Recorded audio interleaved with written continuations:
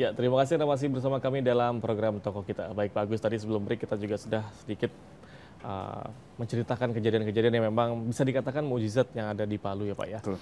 Salah satunya adalah anak-anak yang memang bisa dibilang mungkin ada yang alhamdulillah dia pertemukan lagi dengan keluarga, tapi ada juga memang anak-anak yang terpisah dengan keluarganya. Nah ini terkait hal ini dari Kementerian Sosial sendiri untuk trauma healing anak-anak seperti apa sih Pak? Jadi pada dasarnya kita punya Direktorat Perlindungan Anak. Nah, sekarang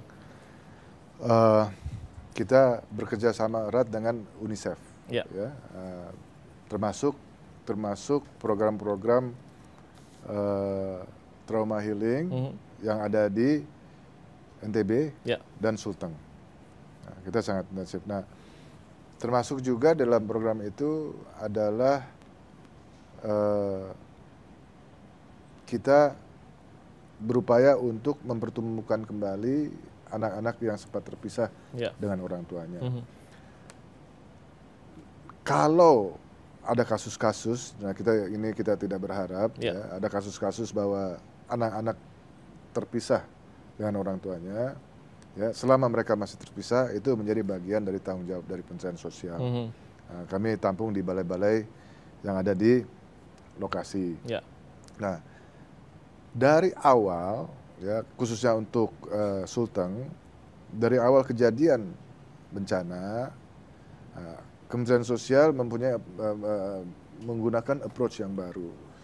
Dari awal kami sudah terjunkan yang kita sebut dengan pendamping LDP, ya layanan dukungan psikososial. Psikososial, baik. Kalau bahasa kerennya trauma healing. Trauma healing. Trauma healing. Nah itu udah kami terjunkan sejak awal.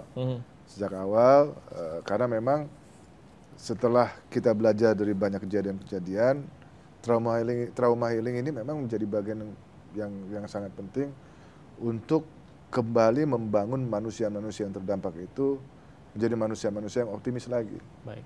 Yang optimis lagi. Nah, khususnya kepada anak-anak. Nah, jadi program trauma healing itu sampai sekarang masih berjalan. Misalnya juga kita ketahui di Sulteng setelah kejadian banyak sekali warga Sulteng ya yang dalam tanda petik eksodus ke Makassar, ya kita tahu. Betul. Banyak sekali itu sekitar ribuan tuh yang eksodus ke Makassar. Mereka juga kami sentuh dengan program trauma healing. Kami ingin meyakinkan mereka, memberikan optimis agar mereka bisa segera atau cepat kembali kepada Sulteng untuk membangun Sulteng. Karena keberadaan mereka di Sulteng itu sangat dibutuhkan dan diperlukan untuk Sulteng bisa bangkit. Jadi trauma healing ini tidak khusus untuk anak-anak tapi untuk seluruh masyarakat yang terkena dampak. Seluruh masyarakat sebetulnya. Baik, dan berarti program-program pasca bencana pun telah dilakukan dan juga mungkin efeknya sudah dirasakan langsung oleh masyarakat begitu Pak ya. Nah ini informasinya tahun depan anggaran bantuan sosial ataupun bansos akan meningkat nih Pak. Nah ini kira-kira biar bisa tepat sasaran tuh seperti apa sih? Biar bisa tepat sasaran itu tentu dari waktu ke waktu kami memperbaiki yang kita sebut dengan BDT, basis data terpadu. Itu semua penerimaan manfaat itu aturannya, nama-namanya harus masuk kepada BDT tadi. Nah, kalau dia tidak masuk ke BDT, mereka tidak bisa untuk menerima manfaat. Nah, proses nama untuk bisa masuk ke BDT itu sebetulnya bottom up. Nah, itu kami peroleh usulan-usulan nama dari pemerintah daerah, dari dinas sosial baik itu di provinsi maupun di kabupaten kota.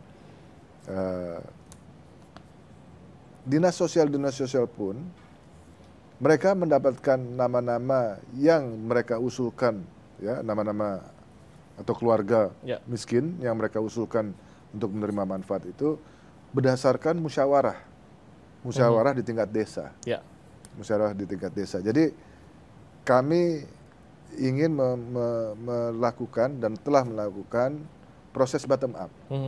Proses bottom up dalam rangka kita mengkolek data.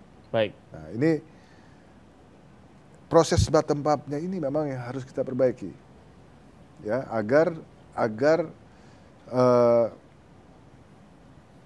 keluarga-keluarga yang memang miskin, yang belum masuk BDT, itu bisa segera masuk. Agar keluarga-keluarga yang sebetulnya tidak sesuai, ya, dia bukan termasuk keluarga yang punya hak untuk menerima manfaat, itu bisa keluar. Ya. Nah, tapi sebagian besar, secara umum bisa saya sampaikan bahwa sudah berjalan dengan baik. Sudah berjalan dengan baik, walaupun Kementerian Sosial juga tidak pernah akan menutup pintu, menutup ruang-ruang progres perbaikan dari waktu ke waktu. Jadi memang data di sini yang valid sangat penting untuk memberikan orang yang tepat, kurang lebih begitu, Pak, ya. Baik, tadi kan kita sudah membicarakan mengenai berbagai program untuk kesejahteraan sosial masyarakat dan juga program-program siaga bencana. Ini mungkin pertanyaan terakhir, Pak Agus. Informasinya Anda baru-baru ini naik ojek online untuk menjadi pembicara atau mengejar jadi pembicara di salah satu Universitas Pasundan, ya, lebih tepatnya ini di Bandung. Ini ceritanya gimana sih, Pak, sebenarnya? Sebetulnya ceritanya begini, kami karena masalah teknis, ya, kami tiba di Bandung sekitar 10 menit sebelum acara. 10 menit sebelum acara. Karena masalah teknis pesawat, ya, sehingga pesawatnya agak delay. Tapi perjalanan dari pesawat ke lokasi acaranya itu macetnya luar biasa.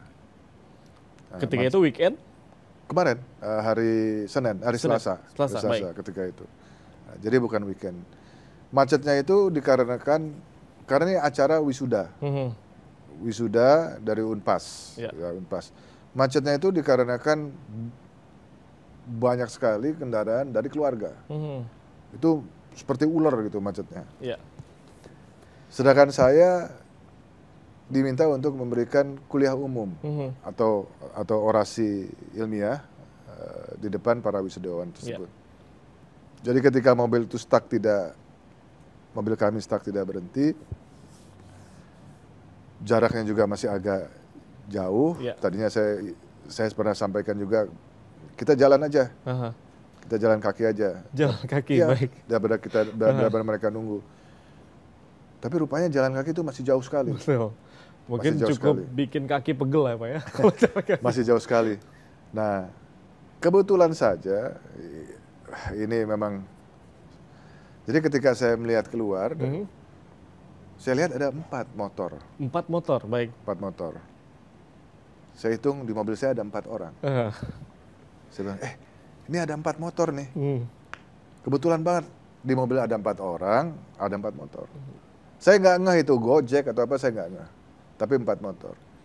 Jadi saya minta, bisa nggak anterin ke tempat Berarti acara. ketika itu pengojeknya lagi istirahat tuh, Pak, ya? Lagi istirahat. Lagi istirahat. Jadi saya nggak pernah pesan online. Jadi tidak melalui online? Tidak. Jadi memang kebetulan aja ketika macet, saya ngelihat sebelah kiri, kok ada motor. Akhirnya timbul ide. Timbul ide. Kemudian kami berempat dari kemacetan, kami diantar oleh pengemudi Gojek ke tempat acara. Nah, pertanyaan terakhir nih, Pak, yang masyarakat juga pasti penasaran. Ojeknya tahu nggak sih kalau yang diantar tuh Pak Menteri?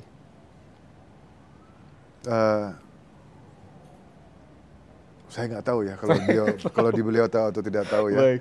Mungkin kalau tahu dia juga shock kayak ini, Pak, ya, kalau diantar ternyata Pak Menteri, ya. Bisa saja.